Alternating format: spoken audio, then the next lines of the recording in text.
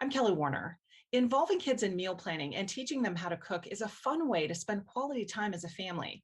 It's also a great opportunity to introduce kids to new skills and new foods. There are a lot of lessons that can be learned when parents and kids cook together.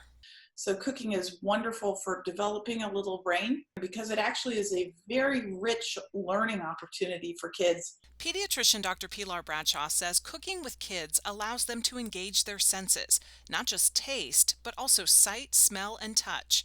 Preparing meals helps kids practice math concepts, including counting, measurements, and fractions.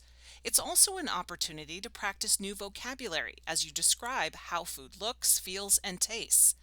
And following a recipe from start to finish helps show children the importance of planning, following instructions, and completing projects.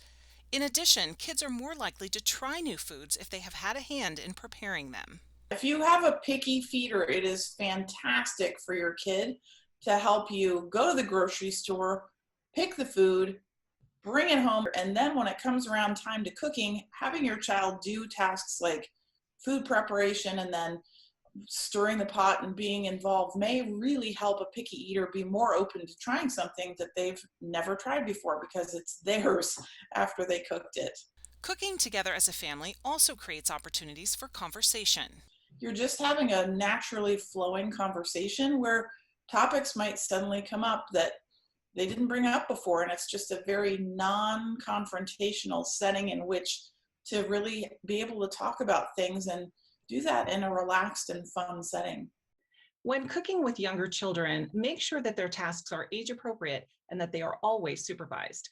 Learn more at eugenepeds.com/healthykids. I'm Kelly Warner.